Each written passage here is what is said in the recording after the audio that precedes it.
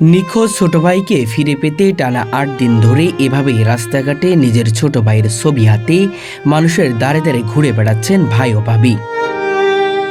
মাত্র ১৬ বছর বয়সী আদরের রিফাত নিখোঁজ হওয়ার পর থেকেই যেন তাদের জীবনে নেমে এসেছে এক গভীর অন্ধকার। ও হচ্ছে যে আমার সন্তানের মতো হয়ে গেছে এই কয়দিনে। ও আমাকে না জিজ্ঞেস করে কিছু করতো না, যে কোনো জিনিস আমার সাথে শেয়ার করতো। খাওয়া দাওয়া ভুলে গিয়ে প্রতিটি দিন এখন তাদের কাছে এক একটি অসহনীয় অপেক্ষা। এক সপ্তাহ যাবৎ আমার ঠিক মতো খাওয়া নেই, দাওয়া নেই। এই তো রাস্তায় রাস্তায় ঘুরতেছি, এই থানায় যাইতেছি, কোনো পাত্তা পাচ্ছি না। রাস্তায় রাস্তায় মানুষের কাছে যাইতেছি, জিজ্ঞাসা করতেছি, কিন্তু কোথাও তার কোনো খোঁজ খবর পাচ্ছি না। খুব ভোরে ঘুম ভাঙলে হাতে তুলে নেন রিফাতের ছবি, আর গভীর রাত পর্যন্ত শহরের অলিগলি, রাস্তা, দোকান যেখানে পারছেন সেখানে গিয়ে একটাই প্রশ্ন করছেন, আমার ভাইকে কি কেউ দেখেছেন? হারাইছে তো আমার হারাইছে না তো ভিতরটা তো আমার পুরে। মানুষের কথা সহ্য করে মানুষের ধারে ধারে যাইতেছি, আমি তো আর ভিক্ষা করতেছি না। আমি বলতেছি যে আমার ভাইটা হারিয়ে গেছে, ভাইটাকে পাচ্ছি না, আপনারা একটু সহযোগিতা করেন, আমার ভাইটাকে যেন পাই। ক্লান্তি নেই, বিরাম নেই, আছে শুধু এক টুকরো আশা, হয়তো কোনো একদিন ফিরে আসবে তাদের প্রাণের রিফাত। দেশবাসী সবাইকে বলবো যে আমার ভাইকে খুঁজে পেতে সাহায্য করেন, এবং সবাই সহযোগিতা করলে অবশ্যই সম্ভব তাকে ফিরে পাওয়া। রিফাত ছিল ভদ্র শান্ত স্বভাবের এক কিশোর, যার মধ্যে ছিল এক অসাধারণ সরলতা। এই প্রযুক্তি নির্ভর যুগেও তার ছিল না কোনো অ্যান্ড্রয়েড মোবাইল ফোন, ফলে তার সাথে যোগাযোগের পথটাও ছিল সীমিত। মানুষের সাথে বিনয়ে আচরণ করে মিষ্টি কথাই ছিল তার প্রধান বৈশিষ্ট্য। একটা ছেলের 16 বছর বয়স, সেই ছেলেটা মোবাইল ইউজ করে না, সেই ছেলের কাছে মোবাইল নেই, তাহলে সেই ছেলেটা কতটা সহজ সরল আপনি চিন্তা করেন। সে সহজ সরল একটা ছেলে, সে ঠিক মতো গুছিয়ে কথাও বলতে পারে না। পরিবারের কাছে সে শুধু ছোট ভাই নয়, ছিল সন্তানের মতো প্রিয়, ভালোবাসার মমতায় বড় করে তোলা এক টুকরো হৃদয়। তাই তার হঠাৎ নিখোঁজ হয়ে যাওয়া শুধু একটি ঘটনা নয়, এ যেন পুরো পরিবারের বুকে এক গভীর শূন্যতা তৈরি করেছে। ও বাসায় এসে জানালা দিয়ে আগে আমাকে ডাক দিছে, বলছে ভাবি দরজাটা খুলেন। আর প্রতি সময় হচ্ছে যে ও আসার আগে আমাকে ফোন দেয়। ইচ্ছাকৃতভাবে কোথাও যদি যায় সেটাও আমি মেনে নিতে পারছি না, কারণ অ্যাটলিস্ট সে আমার সাথে বলে যায় কোথাও গেলে। একটি সন্তানকে হারানোর বেদনায় তার মায়ের অবস্থাও দিন দিন অবনতির দিকে যাচ্ছে। অসুস্থ হয়ে পড়েছেন তিনি, আর প্রতিটি মুহূর্তে শুধু ছেলেকে ফিরে পাওয়ার আকুতি জানাচ্ছেন। আমার শাশুড়ির অবস্থা খুবই ভালো না। আমরা যদি আমার রিফাতকে খুঁজে না পাই তাহলে হয়তো আমার শাশুড়ির দিকটা আমাদেরকে, কারণ ওনার অবস্থা খুবই খারাপ। উনি কথাবার্তা এখন আওলায় ফেলাইছে, একটা বলতে যে অন্য আরেকটা কথা ছোট বলতে। ছেলের শোকে জি জি। ঘটনাটি ঘটে গত ১৯ এপ্রিল বিকাল ৫টা ৫১ ঢাকার উত্তরা ৩ নং সেক্টর থেকে একটি রিকশায় করে ৩ জন একসাথে আসেন। পরে উত্তরা ১২ মোড় থেকে রিকশা থেকে নেমে রিফাত কিছু কেনাকাটা করেন। তখন তিনি একাই সহকর্মীদের কর্মস্থলে পাঠিয়ে দিয়ে তিনি জানান তিনি তার ভাইয়ের বাসায় যাচ্ছেন। কিন্তু দুর্ভাগ্যজনকভাবে সেই যাত্রা শেষ হয়নি। সেখান থেকেই যেন হঠাৎ করে নিখোঁজ হয়ে যায় রিফাত। প্রথমে বিষয়টি তেমন ধরা না পড়লেও একদিন পার হওয়ার পর জানায় সে কর্মস্থলে যায়নি, ভাইয়ের বাসাতেও পৌঁছায়নি। তখন থেকেই শুরু হয় উদ্বেগ, আর তারপরেই মরিয়া হয়ে খোঁজাখুঁজি। আমি মানতে পারছি না যে হঠাৎ করে সে উধাও হয়ে গেছে, গায়েব হয়ে গেছে। মানে সে কোথায় গেছে আমি বুঝতেই পারছি না। বাড়িতে আত্মীয় স্বজন যা আছে, জীবনেও যেখানে না যাবে, কিন্তু শুনছি যে ওই জায়গায় আত্মীয় আছে, সেই জায়গায় পর্যন্ত খোঁজ নিয়েছি। আজকে খোঁজ নেওয়ার কোথাও বাকি নাই। রিফাত একটি ইভেন্ট ম্যানেজমেন্ট প্রতিষ্ঠানে কর্মরত ছিলেন। পরিবার ও আত্মীয় স্বজন মিলে সম্ভাব্য সব জায়গায় খোঁজাখুঁজি করছেন। কোনো সন্ধান না পেয়ে থানায় জিডি করা হয়, কিন্তু দিনের পর দিন পার হলেও মেলেনি কোনো আশার খবর। এক থানা থেকে আরেক থানায় এভাবে কেটে যাচ্ছে সময়, তবুও কোনো সুরাহা নেই। তারা ড্রাইভার নিতে চাচ্ছে না। ওনাদের কাছে তুইলা ধরার পরে উনি বলতেছে আপনার ভাইয়ে থাকে হইলো তুরাগ থানায়, ওই তুরাগ থানা এরিয়া দিন এলাকায় থাকে, তো এখানে তার অফিস, ওইখানে কাজ করে, তো আপনারা তার সাথে যোগাযোগ করেন।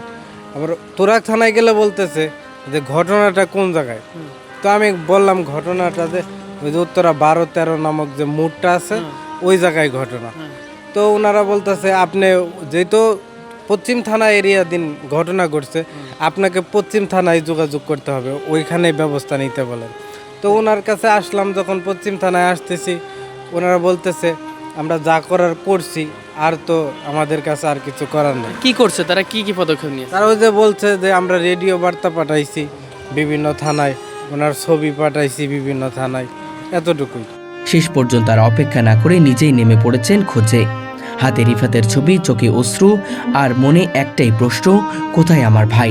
মানুষের দ্বারে দ্বারে যেয়ে খোঁজ নিতে গিয়ে কখনো অবহেলা, কখনো কটু কথা শুনতে হচ্ছে। তবুও ভালোবাসার টানে তারা থামেননি এক মুহূর্তের জন্য। ঢাকার উত্তরা এলাকায় এমন কোনো জায়গা নেই যেখানে তারা খোঁজাখুঁজি করেনি। রাস্তাঘাট, মার্কেট, দোকান, মসজিদ সব জায়গায় খুঁজছেন তারা। আইনের কাছে গেছি, থানায় গেছি, তাদের কোনো সাড়া না পেয়ে, সারা শব্দ না পেয়ে, এই যে দেখেন আমি ছবি প্রিন্ট করে রাস্তায় রাস্তায় ঘুরতেছি আজকে, যে তাকে কোথাও খুঁজে পাই কিনা। এই উত্তরা অঞ্চলের প্রত্যেকটা সেক্টরে, প্রত্যেকটা রাস্তায়, প্রত্যেকটা জায়গায় যাইতেছি, হ্যাঁ, এবং ফুটপাতগুলা মানে সব জায়গায় খুঁজতেছি তাকে, কিন্তু কোথাও কোনো খুঁজে পাচ্ছি না। প্রতিটি সকাল থেকে গভীর রাত পর্যন্ত চলে এই নিরলস অনুসন্ধান। অনেক সময় সারাদিন না খেয়েই দিন কাটিয়ে দেন, কারণ তাদের কাছে সবচেয়ে বড় বিষয় এখন একটাই, রিফাতকে ফিরে পাওয়া। অনেকে অনেক কথা বলতেছে, অনেকে অনেক খারাপ কথাও বলতেছে। কষ্টটা আসলে ওই যে আল্লাহর উপরে ভরসা আছে দেখে, ভাইয়ের প্রতি বিশ্বাস আস্থা আছে দেখেই তো মানে এত কিছু সহ্য করেও মানে খুঁজতেছি। ভাবি প্রতিদিন জানালা দরজা খুলে রাখেন, মনে করেন হয়তো হঠাৎ একদিন দরজা কড়া নাড়বে রিফাত, বলবে ভাবি দরজা খুলুন, আমি এসেছি। কিন্তু সেই প্রতীক্ষা প্রতিদিনই ভেঙে যায় নিঃশব্দে। দেবর নয়, নিজের সন্তানের মতোই ভালোবেসেছিলেন তিনি রিফাতকে। তাই আজ তার অনুপস্থিতিতে বুক ফেটে কান্না আসে। ভাইয়ের চোখেও একই কষ্ট, নিঃশব্দে ভেঙে পড়া এক মানুষের আর্তনাদ। ও বাসায় এসে জানালা দিয়ে আগে আমাকে ডাক দিছে, বলছে ভাবি দরজাটা খুলেন। আর প্রতি সময় হচ্ছে যে ও আসার আগে আমাকে ফোন দেয়, কিন্তু যেদিন ও আসলো সেদিন আমাকে কোনো ফোন টোন দেয়নি। কান্না করতে করতে তো দেখতেছি না আমার কি অবস্থা। এখন কান্না করে তো আর তাকে পাওয়া যাইতেছে না, তো এখন এই তো ছুটতেছি রাস্তায়, দেখতেছি কবে পাই, খুঁজে পাই। তাদের জীবনের প্রতিটি মুহূর্ত এখন একটাই লক্ষ্যকে ঘিরে, রিফাতকে ফিরে পাওয়া। এই নিখোঁজের ঘটনা শুধু একটি পরিবারের নয়, এটি আমাদের সবার হৃদয় ছুঁয়ে যায়। তাই দেশবাসীর কাছে তাদের আকুল আবেদন, যদি কেউ কোথাও রিফাতকে দেখে থাকেন, দয়া করে একটু খবর দিন। হয়তো আপনাদের একটি তথ্যই ফিরে দিতে পারে একটি পরিবারের হাসি, একটি ভাইয়ের স্বপ্ন, আর একটি মায়ের মতো ভালোবাসার আশ্রয়। আমি তো এই যে বললাম যে 8 দিন যাবত আমি রাস্তায়, এই সকালে বের হয়ে আসি, সারাদিন খুঁজি, রাতের 1টা-2টা বাজে যাই, আবার সকালে বেরিয়ে আসি, খুঁজতেছি। তারপরে আমরা আমাদের আত্মীয় স্বজন বিভিন্ন জায়গায় খোঁজাখুঁজি করতেছি, কোথাও পাইতেছি না। তার জন্য আসলে ছোট ভাইয়ের প্রতি তো সবারই মায়া একটু বেশি থাকে। যেমন আজকে 8 দিন যাবত আমার আম্মার অবস্থা খুবই খারাপ, তাকে খুঁজে না পাইলে তারও একটা কিছু হয়ে যাইতে পারে। এটা আসলে খুবই মানে পরিবারের উপরে খুবই একটি যাইতেছে, ঝড় যাচ্ছে। সে আসলে অনৈতিক কোনো কাজ করার মতো ছেলে সে না, মানে খুবই সহজ সরল একটা ছেলে সে। ঢাকা শহরে আসতে নতুন, হয়তো 4-5 মাস হয়েছে সব মিলিয়ে। ঢাকা শহরে মোট 4-5 মাস। জি, এখনো মানে ব্যাপারটা বুঝতে পারেনি। না, এই শহরের আসলেও মানে রং সে আসলে ওইভাবে বুঝতে পারেনি।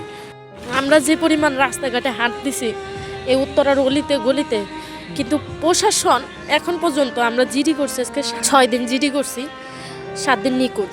তো এই 6 দিনের মাথায় আমাদের কাছে কিন্তু যে ওসি স্যার, ঠিক আছে, দারোগা ছিল, তারা কিন্তু মাঠে ফিল্ডে নামে নাই। আমরা কিন্তু বলছি যে আমাদের 12 নম্বর সেক্টর 12-13 মোড় থেকে সে নিখোঁজ হয়েছে, আমরা তাদেরকে ফুটেজ দেখাইছি, কিন্তু তারা আইসা কিন্তু চেক দিতে পারতো যে যে জায়গাটা নিখোঁজ হয়েছে। আমরা যে ফুটেজ দিচ্ছি আশেপাশের ফুটেজগুলো তারা দেখতে পারতো, অথবা যে জায়গাটায় সে থাকতো সেই জায়গাটাও কিন্তু তারা যেতে পারতো। আমরা সাধারণ মানুষ যেভাবে গেছে, মানুষ কিন্তু আমাদেরকে দূর দূর করছে, খেদাই দিছে, আমাদেরকে গুরুত্ব দেয় না। কিন্তু প্রশাসন যদি যেত, অবশ্যই সঠিক তথ্যটা তারা পেত। ও নিখোঁজ হওয়ার কিছুদিন আগে, সপ্তাহখানেকের মধ্যে ওর সাথে কথা হয়েছে যে ও বেতন পাইলে ওকে ফোন কিনে দিব। তো বলছে যে ঠিক আছে ভাবি, আপনি তো ফোন কিনে দিবেন। আমি আবার বললাম যে টাঙ্গাইল তো হচ্ছে যে শাড়ির দিকে বিখ্যাত, ঠিক আছে, সবাইকে শাড়ি দিবে, এই দেবরের কাছ থেকে শাড়ি পায়, এটা গানও আছে। তো আমার তো 2টা দেবর আছে, কই আমি তো শাড়ি টাড়ি পেলাম না। তো সে আবার হাসতেছে আর বলতেছে শাড়ি কি ভাবি, টাঙ্গাইল শাড়ি কেমন? আমি বললাম যে তুমি আসলে তোমাকে ছবি দেখাবো। তো আচ্ছা ঠিক বলতেছে যে ভাবি ঠিক আছে, তাহলে আমি আপনার ওই শাড়ি দিব, আপনি যেদিন আমার ফোন কিনে দিবেন ওই দিন আমি এক হাতে আপনার শাড়ি দিব, এক হাতে আমার ফোন দেবেন। তো আমার লগে আরও অনেক বিষয়ে কথাবার্তা হয়েছে, পজিটিভই, সে সুন্দর মন মানসিকতায় আমার সাথে কথা বলছে, আর 10 বার যখন কথা বলে ওই রকম মন মানসিকতায় কথা বলছে।